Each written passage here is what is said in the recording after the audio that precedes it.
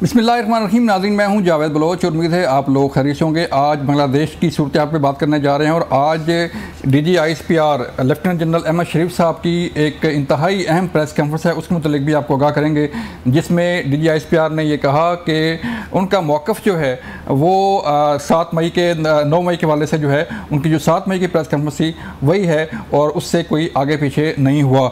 इसके साथ साथ हम बात करेंगे कि जो प्रोपेगेंडा किया जा रहा था सोशल मीडिया पर कि तहरीक इंसाफ के बानी चेयरमैन ने डिमांड किया है कि फ़ौज कोई अपना नुमाइंदा मुकर्रर करे बातचीत के लिए और फिर हम बातचीत करेंगे, और सोशल मीडिया पे एक तूफ़ान खड़ा हुआ था, कभी उमर अयूब साहब की तरफ से पैगाम रसानी, कभी कहीं से, और उसको एक जो है वो बयानिया एक नैरेटिव जो है बनाने की कोशिश की जा रही थी कि शायद फ़ौज के साथ बातचीत शुरू होने वाली है या कोई इनडोर या कोई बैकडोर जो है वो राब्ते हो रहे हैं कि शायद कोई बातचीत जो है वो शुरू हो जाएगी। इस पर आज एक सवाल किया गया सहाफ़ी की तरफ से इस प्रेस कॉन्फ्रेंस में और पूछा गया कि पाक फ़ौज का सानिया 9 मई से मुतल्लिक और उससे मुज़ाकरात से मुतल्लिक जो है वो क्या मौक़िफ़ है। तो DGISPR ने यह कहा कि उनका मौक़िफ़ वही है जो 7 मई वाली प्रेस कॉन्फ्रेंस में था। DGISPR का मौक़िफ़ जो 7 मई को था वो क्या था, ज़रा सुनिए। कोई सियासी टोला अपनी फौज पे हमलावर हो, अवाम और फौज के दरमियान नफरत और खलीज पैदा, इसी कौम की फौज के बारे में धमकियां दे, प्रोपेगेंडा करे, तो उससे कोई बातचीत। ऐसे सियासी इंतशारी टोले के लिए सिर्फ एक ही रास्ता है कि वो सिद्क़े दिल से माफी मांगे कौम के सामने और ये वादा करे कि वो नफरत की सियासत को छोड़ के तामीरी सियासत। इस मौजू पे जो फौज का बड़ा वाज़ेह मौक़िफ़ है, जो 7 मई की ISPR की प्रेस कॉन्फ्रेंस थी उसमें यह बयान किया गया था, ना उसमें कोई तब्दीली आई है और ना ही आएगी। नाज़रीन, आपने DGISPR की प्रेस कॉन्फ्रेंस का जो मौक़िफ़ था 7 मई का वो सुना, जिसमें उन्होंने क्लियर कट कहा कि हम यानी कि फ़ौज जो है किसी ऐसे टोले के साथ, किसी ऐसे ग्रोह के साथ, किसी ऐसी जमात के साथ मुज़ाकरात नहीं करेगी जो सानिया 9 मई में मुलव्वस हो।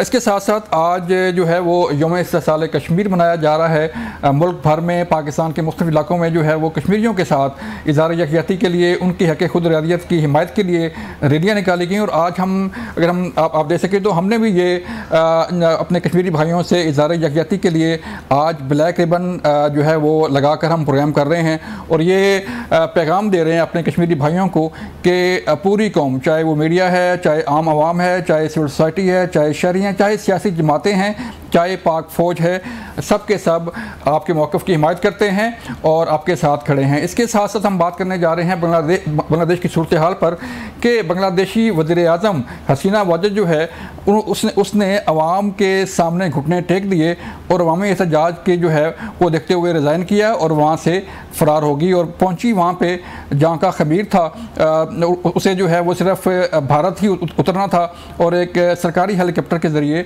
वो भारत जा पहुँची। इस पर भी बात करेंगे, बांग्लादेशी सहाफ़ी के साथ भी बात करेंगे कि वहाँ पर सूरत हाल क्या है और बांग्लादेशी अवाम और उसकी डिमांड्स क्या हैं, क्या वो डिमांड्स पूरी होने जा रही हैं, क्योंकि बांग्लादेशी अवाम ने जो है वो अपनी जानों की कुर्बानियाँ देकर जो है ये डिमांड्स ली थी। इस पर बात करेंगे। हमारे साथ मौजूद होंगे खेलदास साहब मुस्लिम नून से, अदर सदीक साहब तहरीक इंसाफ से और मोहम्मद जुबान साहब सहाफ़ी बांग्लादेश से, उनसे बात करेंगे। खेलदास साहब, आज बड़ी भरपूर प्रेस कॉन्फ्रेंस थी DGISPR की और हमने आपको सुनाया भी थी कि उन्होंने जो 7 मई वाली प्रेस कॉन्फ्रेंस में जो उनका मौक़िफ़ था रिगार्डिंग मुज़ाकरात या बातचीत कह लें या जो भी, उस पर आज उन्होंने वन लायर कहा कि हमारा भी मौक़िफ़ यही है सवाल के जवाब में, जो 7 मई को था उसमें किसी किस्म की जो है वो तब्दीली नहीं आई। तो क्या जो एक प्रोपेगेंडा सोशल मीडिया पर चल रहा था कि शायद जो है वो बातचीत के लिए तैयार हो गई है फ़ौज या तहरीक इंसाफ के बानी चेयरमैन जो है उनके दरमियान बातचीत चल रही है, तो क्या कैसे देखते हैं इसको? देखिए, पहली बात कि मैंने DGISPR साहब की प्रेस कॉन्फ्रेंस सुनी है, उसके 3 नुकात थे। एक तो आज जो 5 अगस्त कश्मीर से इज़हार यकजहती हम मना रहे हैं और कश्मीर में जो भारत के जुल्म और ज़्यादती नाइंसाफ़ी है उसमें जो पाकिस्तान का मौक़िफ़ है, वो जो पाक फ़ौज का मौक़िफ़ है, जो हुकूमत पाकिस्तान का मौक़िफ़ वज़ीर-ए-आज़म साहब ने आज अपने खिताब में कहा, फिर ISPR ने उस पर वाज़ेह मौक़िफ़ दिया जो अक़वाम मुत्तहिदा में हमारी करारदाद है और उस मौक़िफ़ को उसने का।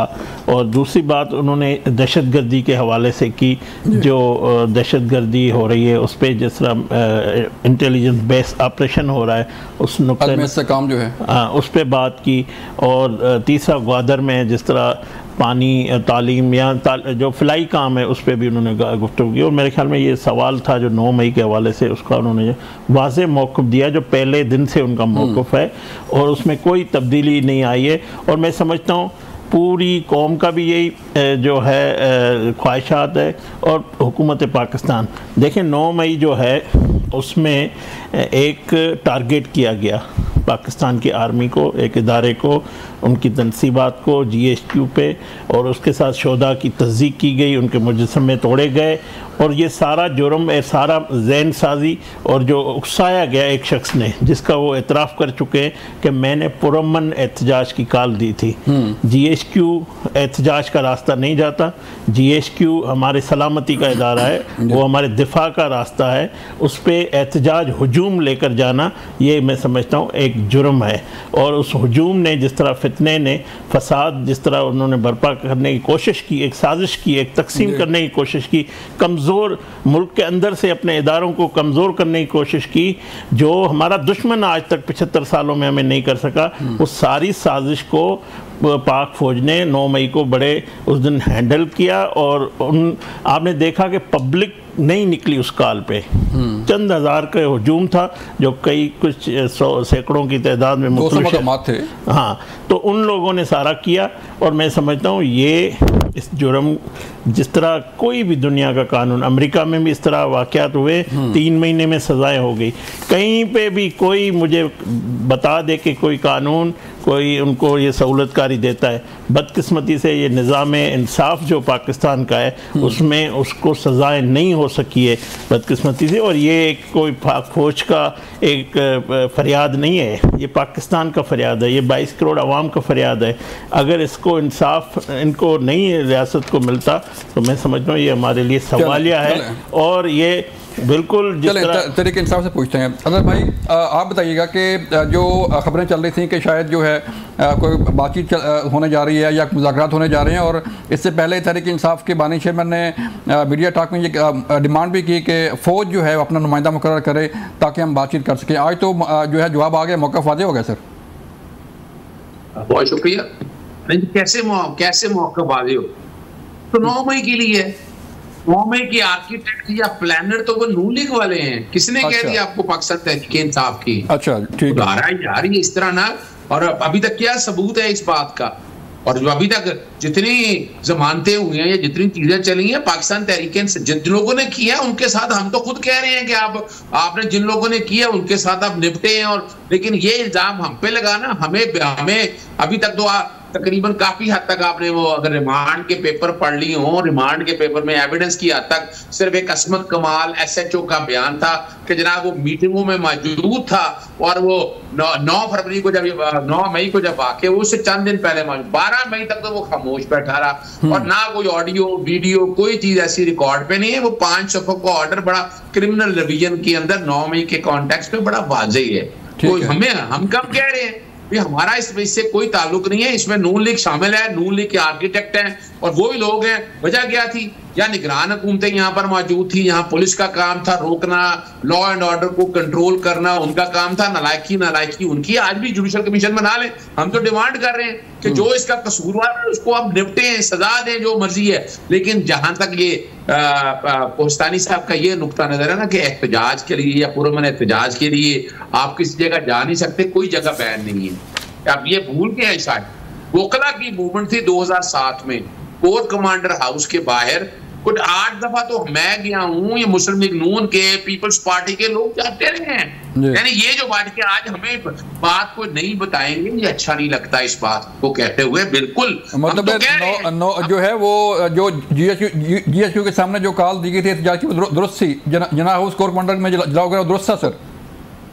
देखिए मैं वो बात नहीं कर रहा, मैं ये बात बिल्कुल नहीं कर रहा कि जहां तक ये बात है ना पुरअमन एहतजाज के हवाले से अगर कोई कॉल दिया तो पुरअमन मुझे तो बता दें कि कानून में पाबंदी कहाँ है। तो फिर सर आगे क्या हुआ? आगे क्या हुआ फिर? तो देखिए ये वो हमारा कंसर्न नहीं है, वो हमारे लोग ही नहीं है। बात बड़ी वादे है।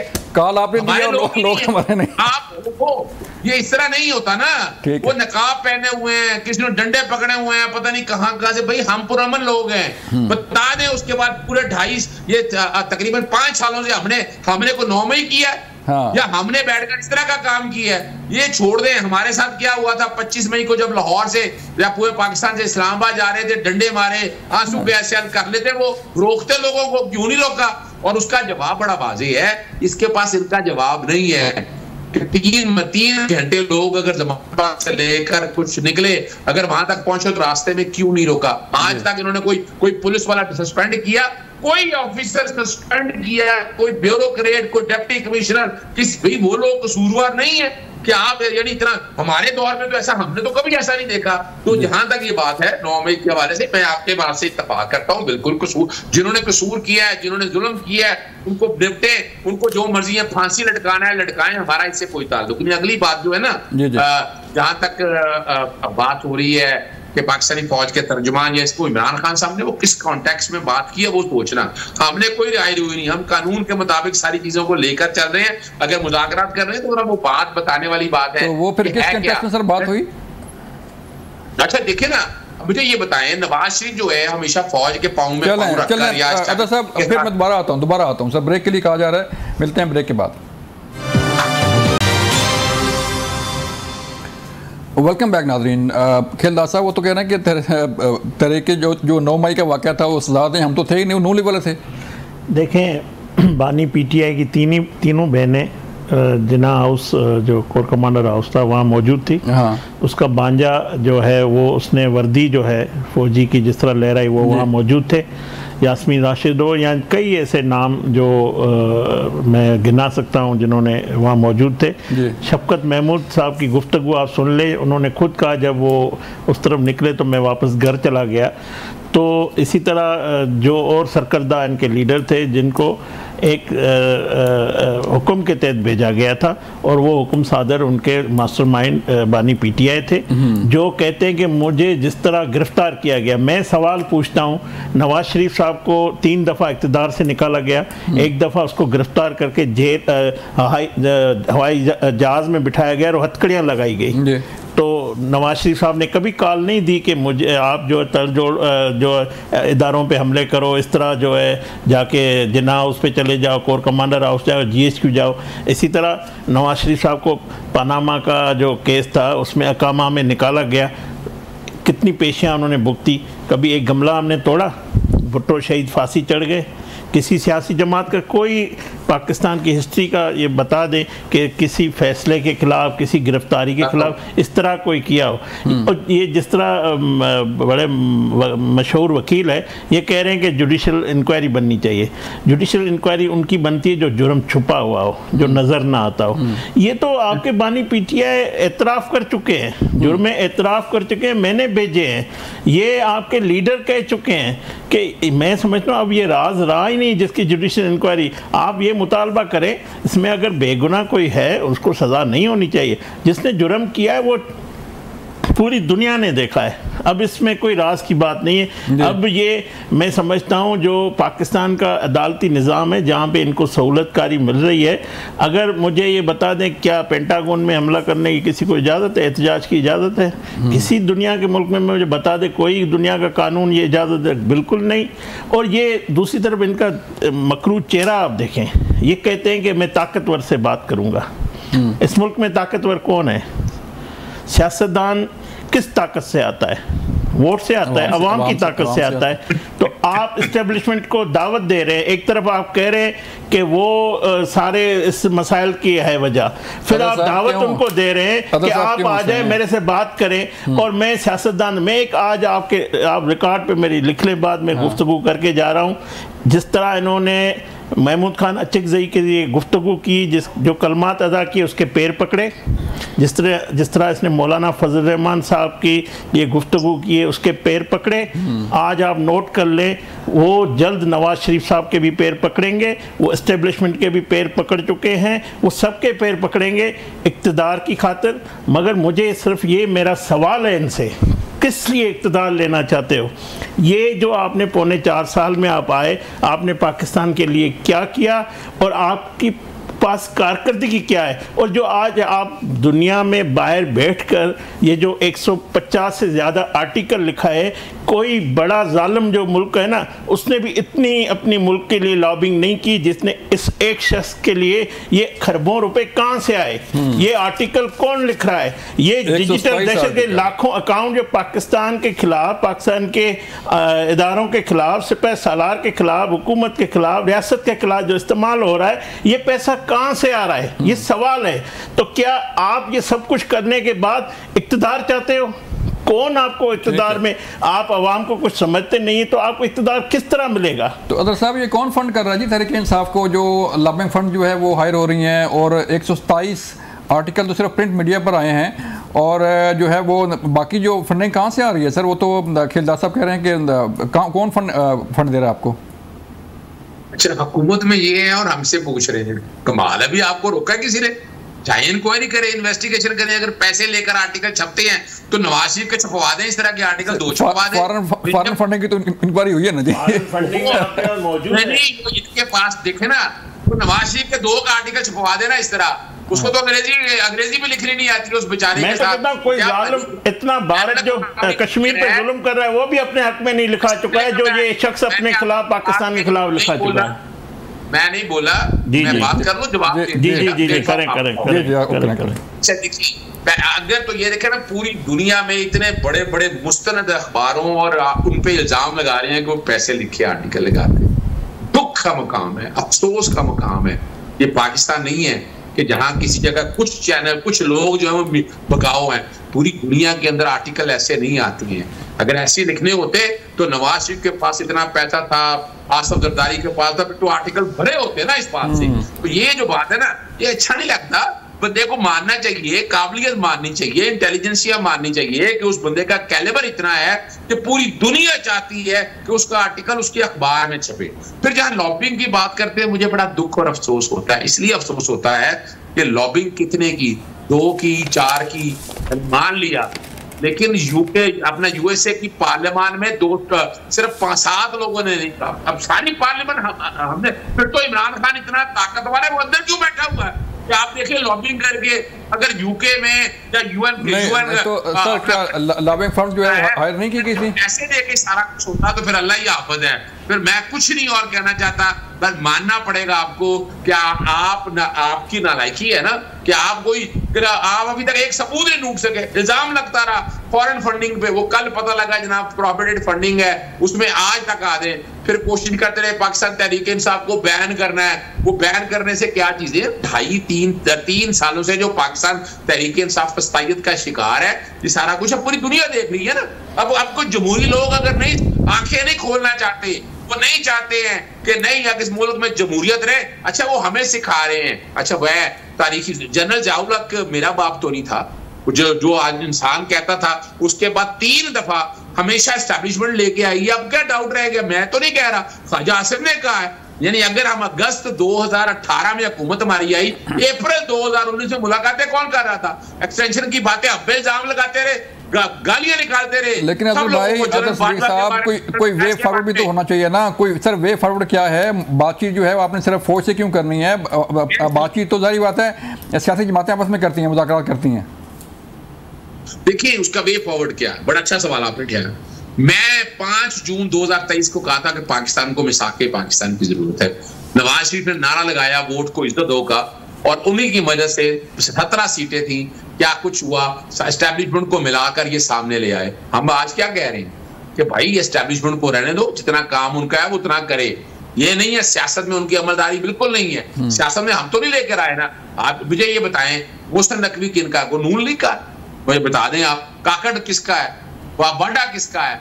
ये सारे नाम आप लोगों के सामने हैं। कौन लेके आए हैं, कौन चला रहा है, ये सारा तो आपस अब ये ना मानने तो एक अलग बात है, लेकिन अगर ये वाकई सिंसियर है ना, तो पाकिस्तान में जमहूरी रवायात को, जमहूरियत कल्चर को, और जहां तक बात है कि हम भी सीख जाते हैं ना हमें भी समझ आ गई है। इसीलिए महमूद अजगजई को कहा है कि भाई आप जाकर जमहूरी कुत्तों से बात करें, आप लेके आए। हम जो बातें करते थे ना, अगर कहीं भी है उनके बारे में, तो अब समझ आ गई है कि इस मुल्क में क्या कुछ हो रहा है। लेकिन चूंकि ये है फेवरेट चाइल्ड है ना एस्टेब्लिशमेंट के, और उन्हीं के सर पे खेल रहे हैं। अब इतनी हिम्मत थी तो बनते ना वजीर आजम, वहां से पैकेज लेके आए। मैंने चैलेंज किया था कि भाई पाकिस्तान नहीं आएगा, अगर आएगा तो वजीर आजम नहीं होगा, तो बनाते रहे नवाज शरीफ को वजीर आजम। क्यों नहीं बनाया? चूंकि ढीले थी। और शहबाज शरीफ की क्या कैपेसिटी है वो आज देख लीजिएगा, हसीना वाजद के साथ हुआ, वो निकल के भागा, तो याद रखिएगा ये भी भागेगा। नवाज शरीफ से माफी, और भाई माफी नवाज शरीफ ने मांगनी है इमरान खान से। वो अपने गुनाह कबूल करेगा कि एस्टैब्लिशमेंट के साथ मिलके उसने क्या कुछ किया है,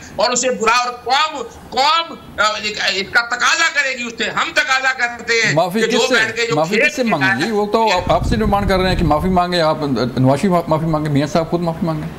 नहीं, माफी बानी पीटीआई को नवाज शरीफ साहब से माफी मांगने, कोई माफी से आगे की बात कोई आप 28 मई नवाज शरीफ साहब जब सदर मुंतखब हुए, हमने पार्टी ने उसको सदर मुंतखब किया, उस दिन उसकी तकरीर सुन लें।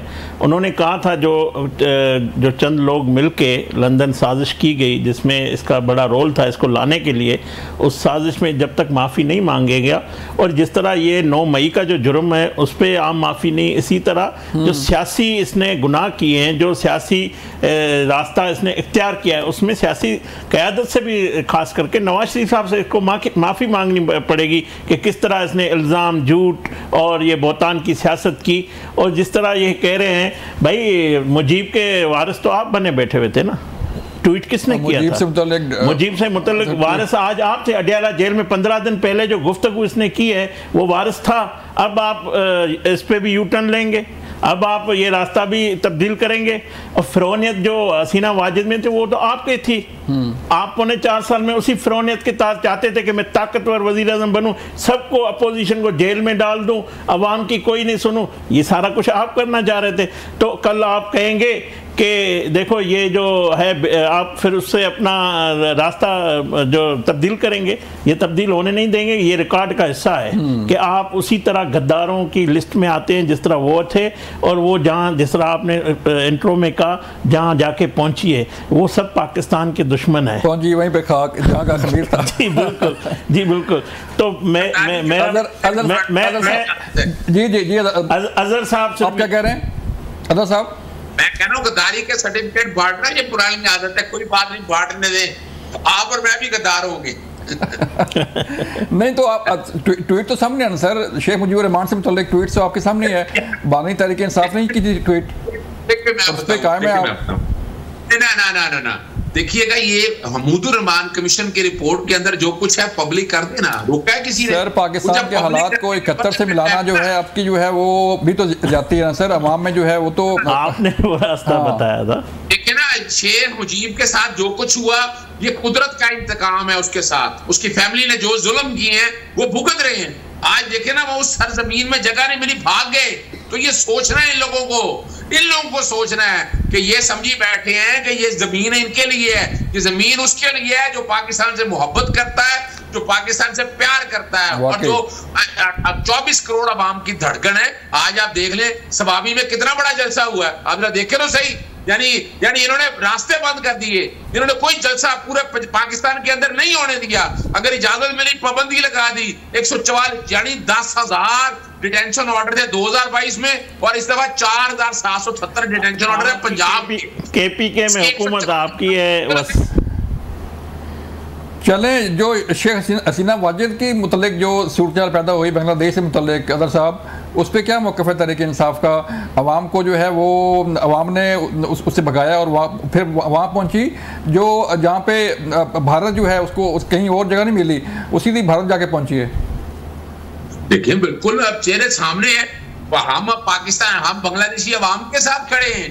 बांग्लादेश के साथ जिस अवाम के साथ जिन्होंने जुल्म किया है, यानी 20-22 सालों से आप, यानी हमें हसीना वाजिद से कोई लेना देना नहीं है। हसीना वाजिद ने जो तबाही और बर्बादी की है बांग्लादेश की, हम तो उस खिलाफ सख्त एक्शन की बात करते हैं। कैसे लोगों को लटकाया जाए, उल्टा छोड़ा ना जाए, इनको क्यों छोड़ा जाए? वो भाग के निकल गया, क्यों निकलने दिया हसीना वाजिद को? नहीं निकलने देना चाहिए था। उस अभी देखे ऐसे सियासतदानों को जब तक आप लटकाएंगे नहीं, जब आप अवाम देखे ना, अवामी समंदर आया ना, तो पाकिस्तान में भी बहुत जल्द अवामी समंदर का आने वाला है। उदारा उससे पहले कहां से आएगा सर, कहां से आएगा समंदर पाकिस्तान में? यहीं से आएगा। अभी सवाबी का जलसा एक हुआ है ना, उसके बाद देखिएगा आने वाले दिनों में मैं आपके सामने सितंबर तक आपको पता चल जाएगा कि अवाम कितनी सड़कों के ऊपर है। ये तो एक इब्तिदा होनी थी, इब्तिदा होती है, उसके बाद देखिएगा अवाम को कंट्रोल करके देखिएगा कि सड़कों पे रुके वो अपना एहतजाज करने का हक रखते हैं, एहतजाज करेंगे। हमारी डिमांड बड़ी वाज़ेह है कि 17 सीटों से 45-47 फार्म के जरिए, जरा सोचो तो सही ना, वो 180 दिन के अंदर अपीलें चलनी थी, इलेक्शन पिटीशनें। पहले क्या किया, ऑर्डिनेंस के जरिए ट्राइब्यूनल हाईकोर्ट के जजेस खत्म करके रिटायर लगा दिए, फिर तरमीम कर ली, फिर इमरान खान के अगेंस्ट तोशा खाना के झूठे केस चलाने के लिए रिमांड 14 दिन का जो पार्लियामेंट ने किया था 40 दिन का कर दिया। जरा सोचे तो सही कि यहाँ जो पार्लियामेंट बैठी है अभी इलेक्शन एक्ट में जो तरमीम कर रहे हैं, जरा डूब मरने का मकाम है। वो भाई हमारा हक है, वो हमें हक नहीं देना, वो नहीं कि हम लेना चाहते हैं। सर आप बताइए कानून साजी जो है वो किसका हक है? पार्लियामेंट का हक है। कैसे? पार्लियामेंट सुप्रीम है, पार्लियामेंट सुप्रीम है, पार्लियामेंट कानून बनाएगी। कानून आप कोई भी अदालती इदारा है उसकी तशरीह कर सकता है, कानून नहीं बना सकता। हाँ। आपका एक रीराइट किसी कानून को नहीं कर सकते। फिर पार्लियामेंट को बंद कर दें। हमें एमएनएस के किस चीज़ की तनख्वाह दे रहे हैं, किस चीज़ के टीएडीए दे रहे हैं? क्या हम इसलिए आए हैं टीएडीए लेने? हम कानून बनाने आए हैं। 73 के आइन के तहत ये मुल्क चल रहा है ना। ये सुप्रीम कोर्ट किस आइन के, इसी आइन के तहत बनाई है ना, इस पार्लियामेंट ने बनाई है। तो अगर आप जो 2 जजों का जो मौजूद जजों का इख्तिलाफी नोट है, आप उसमें देखें कि उसमें जो ये कही गई है एक लाइन कि ये अगर इस पे अमल दरामद होता है तो आइन को तोड़ना होगा, आइन को मतलब एक मुअत्तल समझा जाएगा। तो ये जो सब कुछ सहूलत, इसी बार वापस आते हैं। सहूलत का थोड़ी सी ब्रेक भी कहा जा रहा है, टाइम आ गया ब्रेक का, मिलते हैं ब्रेक के बाद। वेलकम बैक नाज़रीन। हम बांग्लादेश की सूरत हाल पे बात कर रहे थे कि आज बांग्लादेशी अवाम के सामने शेख हसीना वाजिद, उसकी बांग्लादेश की वज़ीर आज़म ने घुटने टेक दिए, रिज़ाइन किया और मुल्क से फ़रार हो गई। ये वो अवामी एहतजाज था जिसे जो है वो मजबूर हुई रिज़ाइन करने पे और मुल्क छोड़कर फ़रार होने पे उन्होंने इत्तफ़ा किया। सूरत वहाँ पे क्या है, काफ़ी दिनों से जो है वो नौजवान नस्ल जो है तलबा एहतजाज कर रहे हैं, बांग्लादेशी अवाम जो है वो एहतजाज कर रही है, बांग्लादेश के नौजवान जो है वो सड़कों पर हैं और कई लोग जो है इस एहतजाज में जो है वो जाम भाग भी हो चुके हैं। उन्होंने अपनी जानों की कुर्बानियाँ भी दी अपने मुल्क के लिए और शेख हसीना वाजिद जैसी जालिम जो वज़ीर आज़म थी उसको फ़रार होने में से मजबूर किया। हम बात करने जा रहे हैं बांग्लादेश के सहाफ़ी जबोन से, उनसे बात करते हैं कि बांग्लादेश की सूरत हाल क्या है। जबोन साहब बहुत शुक्रिया हमें वक्त देने का। बताइएगा क्या सूरत हाल है बांग्लादेश में और हसीना वाजिद जो है फ़रार हो गई हैं तो अवाम की हालत कैसी है? मुल्क में जो आर्मी चीफ आपके ने खिताब किया, सूरत हाल क्या है वहाँ पे? शुक्रिया जो आप टेलीफोन में बात कर रहा हूँ। ये सूरत हाल काबू पे नहीं है। जो ज्यादा आदमी है वो ज्यादा अभी भी प्रोटेस्ट कर रहा है। आवामी लीग का ऑफिस पे आग लगा दी। ज्यादा वो प्रोटेस्टर ने और पार्लियामेंट ऑफिस पर भी कब्जा कर लिया, उसको भी हंगामा सही। और मुजाहिदीन ने जो फिल्म ऑफिस पर हमला किया, लूट किए, अभी भी प्रोटेस्ट चल रहा है। पीएम जो हमारा जो आर्मी चीफ है उन्होंने जो तंजीम के बाद हालत अच्छी नहीं है। अभी भी जो राष्ट्रपति के भवन में पॉलिटिकल पार्टी पे घुस गए हैं। उन्होंने बोला कि आर्मी चीफ ने बोला कि इंटरनल गवर्नमेंट होगा, उसके बाद में ये मसला हल होगा। किस तरह हम आगे बढ़े इसके बारे में बैठक होगा। अभी भी सिचुएशन अच्छा नहीं है। ये आवामी ऑफिस पर आग लगा दी, डिस्ट्रिक्ट पर जो पुलिस स्टेशन उधर पे भी अभी भी प्रोटेस्ट चल रहा है, फायरिंग हो रहा है। बस अनस्टेबल सिचुएशन अभी भी। तो जबोन साहब, जैसे आर्मी चीफ आपके बांग्लादेशी आर्मी चीफ ने ये कहा कि जो है वो सूरत हाल कंट्रोल में आ जाएगी और आज शाम तक कोई ना कोई इस मसले का हल निकल आएगा, तो अभी तक वैसी की वैसी सूरत हाल है? अभी तक एहतजाज जारी है, अवाम घरों में नहीं जा रही? अभी भी खैर नहीं कर रहा है। उन्होंने बोला कि हम तब भी जाएंगे जब वो भी डिस्कस करेंगे जो इंटर गवर्नमेंट में कौन कौन आदमी रहेंगे। है, उसके बारे में वो जानना चाहते हैं कि कौन कौन लोग इस इंडियन गवर्नमेंट में रहेंगे, किस तरह गवर्नमेंट चलेंगे, कितने साल, इसके बाद में वो जाएंगे। एक मसला है जो आपको मैं बोल रहा हूँ, कुछ प्रोटेस्टेंट ने जो मीडिया हाउस पर वेंडलिज्म किया, आग लगा दी, जो बांग्लादेश के टेलीविजन सामने थी 71 और इंडिपेंडेंट टीवी पर ज्यादा भांगचोर के पास आग लगा दी। तो जो बात की आर्मी चीफ ने कि हम सियासी जमातों से बातचीत करेंगे, तो क्या सियासी जमातों से बातचीत हो रही है? जी जी, बातचीत हो रहे हैं। जो बीएनपी का जो सेक्रेटरी जो मिर्जा फखरुल इस्लाम आलमगीर, जमात इस्लाम का जो अमीर है, वो इस्लामी ओकुटिस का जो लीडर है, उनके साथ जो प्रेसिडेंट हाउस बंग भवन में घुसा, उसके साथ अभी भी बातचीत नहीं हुआ, बातचीत हो गया। चलें, थैंक यू जवान। ये थे जवान जो हमें बांग्लादेश से सूरत हाल से मुतल्लिक अपडेट कर रहे थे। नाज़रीन, आज यौम इस्तिहसाल कश्मीर जो है वो मनाया जा रहा है पाकिस्तान समेत दुनिया भर में, और दुनिया भर के लोग जो है वो कश्मीरी अवाम के साथ इज़हार यकजहती कर रहे हैं, उनके हक़ खुद इरादियत की जो जद्दोजहद है उसकी हिमायत कर रहे हैं। आज DGISPR लेफ्टिनेंट जनरल M शरीफ साहब ने भी अपनी प्रेस कॉन्फ्रेंस में कश्मीरियों से इज़हार यकजहती का इरादा किया और उनकी जो हक़ खुद इरादियत की जंग है उसकी हिमायत का भी जो है वो इरादा किया गया। इस मौका पर पाकिस्तान में रैलियाँ निकाली जा रही हैं। पाकिस्तान की आवाम जो है अपने कश्मीरी भाइयों को अपनी हिमायत की यकीन दहानी कराने के लिए जो है सड़कों पर निकले, एहतजाज किया इंडिया के ख़िलाफ़, और ये मुतालबा किया जा रहा है कि इंडिया जो UNO की करारदादें जो हैं उन पर अमल दरामद करते हुए कश्मीरी आवाम को ये हक़ दे कि वो अपना चॉइस कर सकें, उन्हें वोट का हक़ मिल सके और उन्हें अपनी राय का इजहार करने का हक़ मिल सके। आज पाकिस्तान के मुख्तलिफ़ इलाकों में भी रैलियाँ निकाली गई। मुख्तलिफ़ तबका जिसमें ताजर शामिल हैं, आम शहरी शामिल हैं, सिविल सोसाइटी शामिल है, हुकूमती लोग शामिल हैं, सियासी जमातें शामिल हैं, सब ने मिलकर जो है इस मौका पर जो है वो कश्मीरियों का साथ देने का ऐलान किया और उनकी जो हक़ खुद इरादियत की जद्दोजहद है उसकी भरपूर हिमायत का भी इरादा किया। नाज़रीन, ये था आज का प्रोग्राम। अपना ख्याल रखिएगा। अल्लाह हाफ़िज़।